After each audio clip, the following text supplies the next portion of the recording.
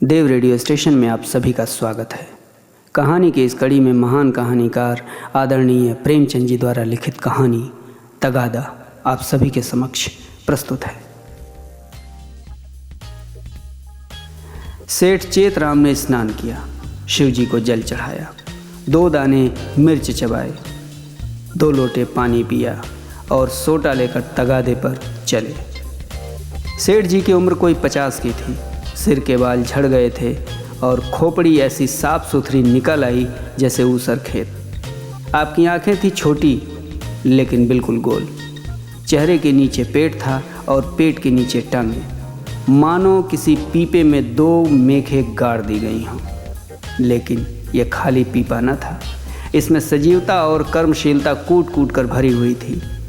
किसी बाकीदार आसामी के सामने इस पीपे का उछलना कूदना और पैंतरे बदलना देखकर किसी नट का चिगिया भी लज्जित हो जाता।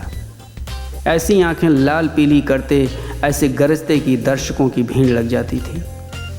उन्हें कंजूस तो नहीं कहा जा सकता, क्योंकि जब वो दुकान पर होते तो हर एक भिखमंगे के सामने 1 कौड़ी फेंक देते।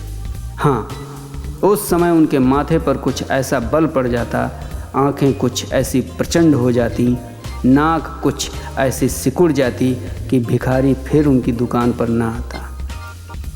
लहने का बाप तगादा है, इस सिद्धांत के वो अनन्य भक्त थे। जलपान करने के बाद संध्या तक वो बराबर तगादा करते रहते थे। इसमें एक तो घर का भोजन बचता था, दूसरे आसामियों के माथे दूध, पूरी, मिठाई आदि पदार्थ खाने को मिल जाते थे। एक वक्त का भोजन बच जाना कोई साधारण बात नहीं है। एक भोजन का 1 आना भी रख लें तो केवल इस मद में उन्होंने अपने 30 वर्षों के महाजनी जीवन में कोई 800 रुपये बचा लिए थे। फिर लौटते समय दूसरी बेला के लिए भी दूध, दही, तेल, तरकारी, उपले ईंधन मिल जाते थे। बहुधा संध्या का भोजन भी न करना पड़ता था, इसलिए तगादे से न चूकते थे। आसमान फटा पड़ता हो, आग बरस रही हो, आंधी आती हो, पर सेठ जी की प्रकृति के अटल नियम की भांति तगादे पर जरूर निकल जाते। सेठानी ने पूछा, भोजन? सेठ जी ने गरज कर कहा, नहीं, सांझ का आने पर देखी जाएगी। सेठ जी के किसान पर 5 रुपये आते थे। 6 महीने से दुष्ट ने सूद ब्याज कुछ न दिया था और न कभी कोई सौगात लेकर हाजिर हुआ था। उसका घर 3 कोस से कम ना था, इसलिए सेठ जी टालते जाते थे। आज उन्होंने उसी गांव चलने का निश्चय कर लिया। आज बिना दुष्ट से रुपए लिए न मानूंगा, चाहे कितना ही रोए घिघियाए, मगर इतनी लंबी पैदल यात्रा करना निंदास्पद था। लोग कहेंगे नाम बड़े और दर्शन छोटे। कहलाने सेठ चलते हैं पैदल, इसलिए मंथर गति से इधर उधर ताकते, राहगीरों से बातें करते चले जाते थे कि लोग समझें वायु सेवन करने जा रहे हैं। सहसा एक खाली इक्का उनकी तरफ जाता हुआ मिल गया। इक्केवान ने पूछा, कहाँ लाला, कहाँ जाना है? सेठ जी ने कहा, जाना तो कहीं नहीं है, 2 परग तो और है, लेकिन लाओ बैठ जाएं। इक्के वाले ने चुभती हुई आंखों से सेठ जी को देखा। सेठ जी ने भी अपनी लाल आंखों से उसे घूरा। दोनों समझ गए, आज लोहे के चने चबाने पड़ेंगे। इक्का चला। सेठ जी ने पहला वार किया, कहाँ घर है मियाँ साहब? घर कहाँ हुजूर, जहाँ पढ़ रहा हूँ वही घर है। जब घर था तब था, अब तो बेघर बेदर हूँ, और सबसे बड़ी बात यह है कि बेपर हूँ। तकदीर ने पर काट लिए, लंडूरा बनाकर छोड़ दिया। मेरे दादा नवाबी में चकलेदार थे हुजूर, 7 जिले के मालिक, जिसे चाहें तोप दम कर दें, फांसी पर लटका दें। निकलने के पहले लाखों की थैलियां नज़र चढ़ जाती थीं हुजूर। नवाब साहब भाई की तरह मानते थे। एक दिन वो थे, एक दिन ये है कि हम आप लोगों की गुलामी कर रहे हैं। दिनों का फेर है। सेठ जी को हाथ मिलाते ही मालूम हो गया, पक्का फिकैत है, अखाड़ेबाज, इससे पेश पाना मुश्किल है। पर अब तो कुश्ती बद गई थी, अखाड़े में उतर पड़े थे। बोले, तो ये कहो कि बादशाही घराने के हो, ये सूरत ही गवाही दे रही है। दिनों का फेर है भाई, सब दिन बराबर नहीं जाते। हमारे यहाँ लक्ष्मी को चंचला कहते हैं, बराबर चलती रहती हैं। आज मेरे घर, कल तुम्हारे घर। तुम्हारे दादा ने रुपए तो खूब छोड़े होंगे। इक्के वाले, अरे सेठ, उस दौलत का कोई हिसाब न था। न जाने कितने ताखाने भरे हुए थे, बोरों में सोने चांदी के डले रखे हुए थे, जवाहरात टोकरियों में भरे पड़े थे। एक एक पत्थर 50-50 लाख का। चमक दमक ऐसी थी कि चिराग मात। मगर तकदीर भी तो कोई चीज़ है। इधर दादा का 40वां हुआ, उधर नवाबी बुर्द हुई। सारा खजाना लुट गया। छकड़ों पर लाद लाद कर लोग जवाहरात ले गए। फिर भी घर में इतना बच रहा था कि अब्बा जान ने ज़िंदगी भर ऐश किया। ऐसा ऐश किया कि क्या कोई भकुआ करेगा। 16 कहारों के सुखपाल पर निकलते थे, आगे पीछे चौबदार दौड़ते चलते थे। फिर भी मेरे गुजर भर को उन्होंने बहुत छोड़ा। अगर हिसाब किताब से रहता तो आज भला आदमी होता, लेकिन रईस का बेटा रईस ही तो होगा। एक बोतल चढ़ाकर बिस्तर से उठता था, रात भर मुजरे होते रहते थे। क्या जानता था एक दिन यह ठोकरें खानी पड़ेंगी। सेठ, अल्लाह मियाँ का शुक्र करो भाई कि ईमानदारी से अपने बाल बच्चों की परवरिश तो करते हो। नहीं तो हमारे तुम्हारे कितने ही भाई रात दिन कुकर्म करते रहते हैं, फिर भी दाने दाने को मोहताज रहते हैं। ईमान की सलामती चाहिए, नहीं दिन तो सबके कट जाते हैं। दूध रोटी खाकर कटें तो क्या, सूखे चने चबाकर कटें तो क्या, बड़ी बात तो ईमान है। मुझे तो तुम्हारी सूरत देखते ही मालूम हो गया था कि नीयत के साफ सच्चे आदमी हो। बेईमानों की तो सूरत से ही फटकार बरसती है। इक्के वाला, सेठ जी, आपने ठीक कहा कि ईमान सलामत रहे तो सब कुछ है। आप लोगों से 4 पैसे मिल जाते हैं, वही बाल बच्चों को खिला पिला कर पड़ा रहता हूँ। हुजूर और इक्के वालों को देखिए, तो कोई किसी मर्ज में मुवत्तिला है तो कोई किसी मर्ज में। मैंने तौबा बोला, ऐसा काम ही क्यों करें कि मुसीबत में फंसें। बड़ा कुनबा है हुजूर, माँ हैं, बच्चे हैं, कई बेवाएँ हैं और कमाई यही इक्का है। फिर भी अल्लाह मियाँ किसी तरह निभाए जाते हैं। सेठ, वो बड़ा कारसाज है खां साहब, तुम्हारी कमाई में हमेशा बरकत होगी। इक्के वाले, आप लोगों की मेहरबानी चाहिए। सेठ, भगवान की मेहरबानी चाहिए। तुमसे खूब भेंट हो गई। मैं इक्के वालों से बहुत घबराता हूँ, लेकिन अब मालूम हुआ अच्छे बुरे सभी जगह होते हैं। तुम्हारे जैसा सच्चा दीनदार आदमी मैंने नहीं देखा। कैसी साफ तबीयत पाई है तुमने कि वाह।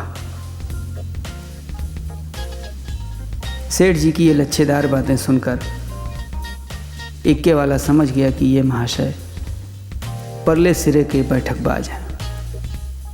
ये सिर्फ मेरी तारीफ करके मुझे चकमा दिया चाहते हैं। अब और किसी पहलू से अपना मतलब निकालना चाहिए।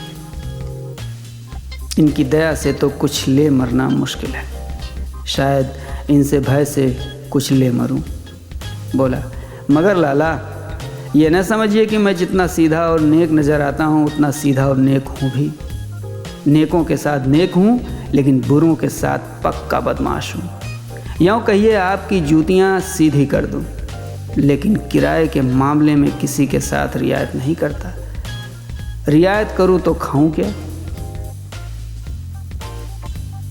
सेठ जी ने समझा था इक्के वाले को हत्थे पर चढ़ा लिया, अब यात्रा निर्विघ्न और निःशुल्क समाप्त हो जाएगी। लेकिन यह आलाप सुना तो कान खड़े हुए। बोले, भाई, रुपए पैसे के मामले में मैं भी किसी से रियायत नहीं करता, लेकिन कभी कभी जब यार दोस्तों का मामला आ पड़ता है तो झक मारकर दबना ही पड़ता है। तुम्हें भी कभी कभी बल खाना ही पड़ता होगा। दोस्तों से बेमुरवती तो नहीं की जाती। इक्के वाले ने रूखेपन से कहा, मैं किसी के साथ मुरव्वत नहीं करता। मुरव्वत का सबक तो उस्ताद ने पढ़ाया ही नहीं। एक ही चंडूल लूँ, मजाल क्या कि कोई एक पैसा दबा ले। घर वाली तक को तो मैं एक पैसा देता नहीं, दूसरों की बात क्या है। और इक्के वाले अपने महाजन की खुशामद करते हैं, उसके दरवाजे पर खड़े रहते हैं। यहाँ महाजनों को भी धता बताता हूँ, सब मेरे नाम को रोते हैं। रुपए लिए और साफ डकार गया। देखें अब कैसे वसूल करते हो बच्चा, नालिश करो, घर में क्या धरा है जो ले लोगे। सेठ जी को मानो चूड़ी चढ़ आई।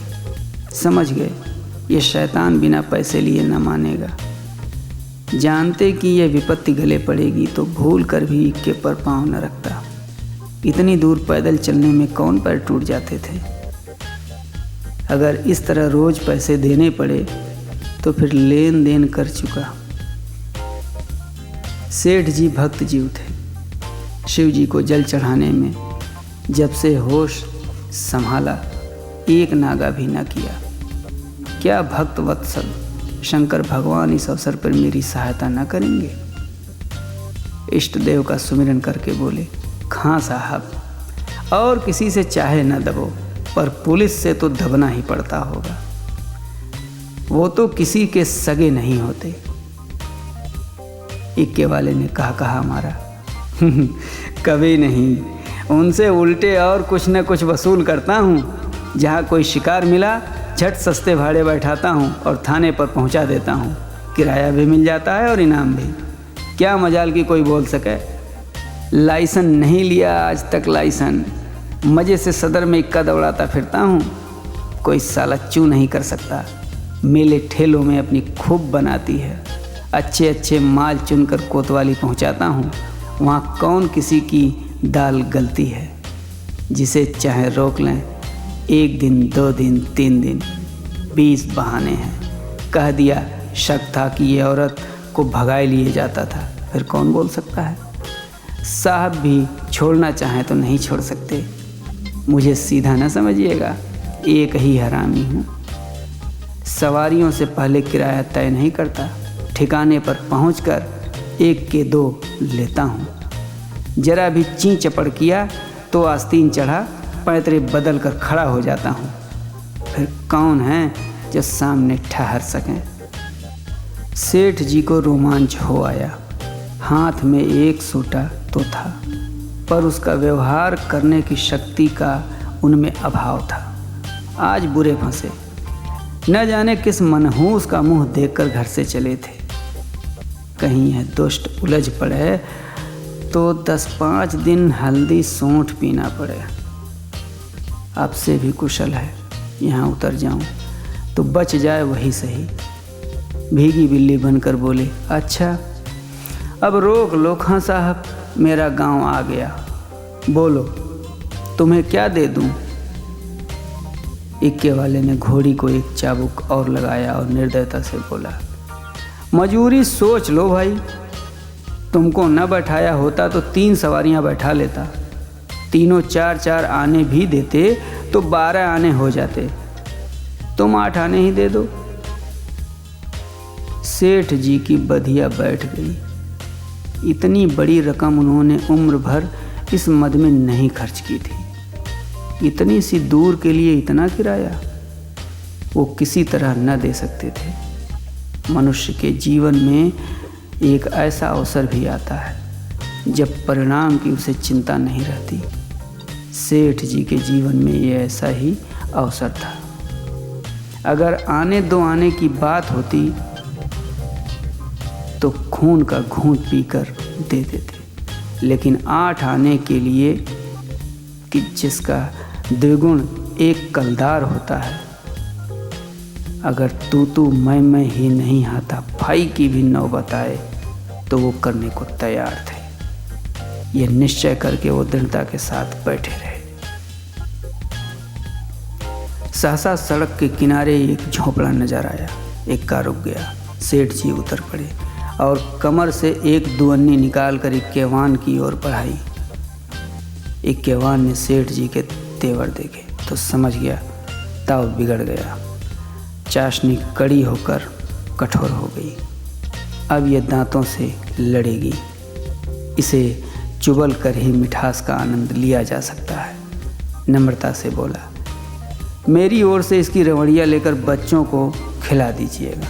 अल्लाह आपको सलामत रखे। सेठ जी ने एक आना और निकाला और बोले, बस अब जवान नहीं लाना, एक कौड़ी भी बेसी न दूंगा। इक्के वाला, नहीं मालिक, आप ही ऐसा कहेंगे तो हम गरीबों के बाल बच्चे कहाँ से पलेंगे? हम लोग भी आदमी पहचानते हैं हुजूर। इतने में झोपड़ी में से एक स्त्री गुलाबी साड़ी पहने पान चबाती हुई निकल आई और बोली, आज बड़ी देर लगाई। अच्छा, आज लाला जी तुम्हारे इक्के पर थे, फिर आज तुम्हारा मिजाज काहे को मिलेगा? एक चेहरे शाही तो मिली ही होगी। इधर बढ़ा दो सीधे से। ये कहकर वो सेठ जी के समीप आकर बोली, आराम से चरपैया पर बैठो लाला। बड़े भाग थे कि आज सवेरे सवेरे आपके दर्शन हुए। उसके वस्त्र मंद मंद महक रहे थे। सेठ जी का दिमाग ताजा हो गया। उसकी ओर कनखियों से देखा। औरत चंचल, बाकी कटीली तेज तर्रार थी। सेठानी जी की मूर्ति आंखों के सामने आ गई। भद्दी, थल थल, पिल पिल, पैरों में बेवाय फटी हुई, कपड़ों से दुर्गंध उड़ती हुई। सेठ जी नाम मात्र को भी रसिक न थे, पर इस समय आंखों से हार गए। आंखों को उधर से हटाने की चेष्टा करके चारपाई पर बैठ गए। अभी कोस भर की मंजिल बाकी है, इसका ख्याल ही न रहा। स्त्री एक छोटी सी पंखिया उठा लाई और सेठ जी को झलने लगी। हाथ की प्रत्येक गति के साथ सुगंध का एक झोंका आकर सेठ जी को उन्मत्त करने लगा। सेठ जी ने जीवन में ऐसा उल्लास कभी अनुभव न किया था। उन्हें प्रायः सभी घृणा की दृष्टि से देखते थे। चोला मस्त हो गया। उसके हाथ से पंखियां छीन लेनी चाहिए। तुम्हें कष्ट हो रहा है, लाओ मैं झल लूं। ये कैसी बात है लाला जी, आप हमारे दरवाजे पर आए हैं, क्या इतनी खातिर भी न करने दीजिएगा? और हम हैं किस लायक? इधर कहीं दूर जाना है? अब तो बहुत देर हो गई है, कहाँ जाइएगा? सेठ जी ने पापी आंखों को फेर कर और पापी मन को दबाकर कहा, यहाँ से थोड़ी दूर पर एक गांव है, वहीं जाना है। सांझ को इधर से ही लौटूंगा। सुंदरी ने प्रसन्न होकर कहा, तो फिर आज यहीं रहिएगा, सांझ को फिर कहाँ जाइएगा? एक दिन घर के बाहर की हवा भी खाइए, फिर न जाने कब मुलाकात होगी। इक्के वाले ने आकर सेठ जी के कान में कहा, पैसे निकालिए तो दाने चारे का इंतज़ाम करूं। सेठ जी ने चुपके से ठन्नी निकाल कर दे दी। इक्के वाले ने फिर पूछा, आपके लिए कुछ मिठाई लेता हूँ? आपके लायक मिठाई यहाँ क्या मिलेगी? हाँ, मुँह मीठा हो जाएगा। सेठ जी बोले, मेरे लिए कोई ज़रूरत नहीं, हाँ बच्चों के लिए ये 4 आने की मिठाई लेवाते आना। चवन्नी निकालकर सेठ जी ने उसके सामने ऐसे गर्व से फेंकी मानो इसकी उनके सामने कोई हकीकत नहीं है। सुंदरी के मुख का भाव देखना तो चाहते थे, पर डरते थे कि कहीं वो ये न समझे लाला चवन्नी क्या दे रहे हैं, मानो किसी को मोल ले रहे हैं। इक्के वाला चवन्नी उठाकर जा ही रहा था कि सुंदरी ने कहा, सेठ जी की चवन्नी लौटा दो। लपक कर उठा ली। शर्म नहीं आती? ये मुझसे रुपया ले लो, 8 आने की ताज़ी मिठाई बनवा कर लाओ। उसने रुपया निकाल कर फेंका। सेठ जी मारे लाज के गड़ गए। एक इक्केवान की भठियारी जिसकी टके की भी औकात नहीं, इतनी खातिरदारी करे कि उनके लिए पूरा रुपया निकाल कर दे दें। वो भला वो कैसे सह सकते थे? बोले, नहीं नहीं, ये नहीं हो सकता, तुम अपना रुपया रख लो, मैं रुपया दिए देता हूँ, ये लो, 8 आने की ले लेना। इक्केवान तो उधर मिठाई और दाना चारे के फिक्र में चला। इधर सुंदरी ने सेठ से कहा, वो तो अभी देर में आएगा लाला, तब तक पान खा लो। सेठ जी ने इधर उधर ताक कर कहा, यहाँ तो कोई तंबोली नहीं है। सुंदरी उनकी ओर कटाक्षपूर्ण नेत्रों से देखकर बोली, क्या मेरे लगाए पान तंबोली के पानों से भी खराब होंगे? सेठ जी ने लज्जित होकर कहा, नहीं नहीं, ये बात नहीं, तुम मुसलमान हो ना। सुंदरी ने विनोदमय आग्रह से कहा, खुदा की कसम, इसी बात पर मैं तुम्हें पान खिलाकर छोड़ूंगी। ये कहकर उसने पानदान से एक बीड़ा निकाला और सेठ जी की तरफ चली। सेठ जी ने 1 मिनट तक तो हाँ किया, फिर दोनों हाथ बढ़ाकर उसे हटाने की चेष्टा की, फिर जोर से दोनों ओठ बंद कर लिए। पर जब सुंदरी किसी तरह न मानी तो सेठ जी अपना धर्म लेकर बेतहाशा भागे। सोंटा वहीं चारपाई पर रह गया। 20 कदम पर जाकर आप रुक गए और हाँफ कर बोले, देखो, इस तरह किसी का धर्म नहीं लिया जाता। हम लोग तुम्हारा छुआ पानी पी लें तो धर्म भ्रष्ट हो जाए। सुंदरी ने फिर दौड़ाया। सेठ जी फिर भागे।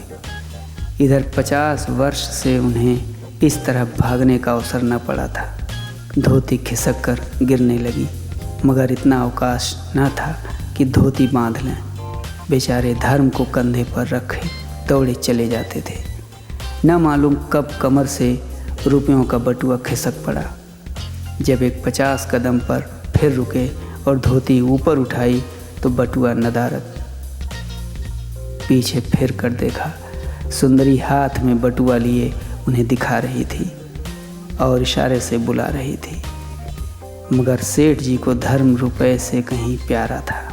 2-4 कदम चले, फिर रुक गए। एकाएक धर्म बुद्धि ने डांट बताई, थोड़े रुपए के लिए धर्म छोड़ देते हो? रुपए बहुत मिलेंगे, धर्म कहाँ मिलेगा? यह सोचते हुए वो अपनी राह चले। जैसे कोई कुत्ता झगड़ालू कुत्तों के बीच से आहत दुम दबाए भागा जाता हो और बार बार पीछे फिर कर देख लेता हो कि कहीं वे दुष्ट आ तो नहीं रहे हैं।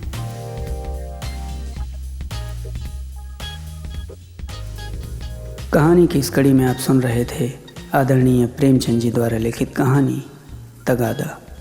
अगली कड़ी में एक नई कहानी के साथ फिर मिलूँगा। तब तक के लिए देवव्रत का प्रणाम।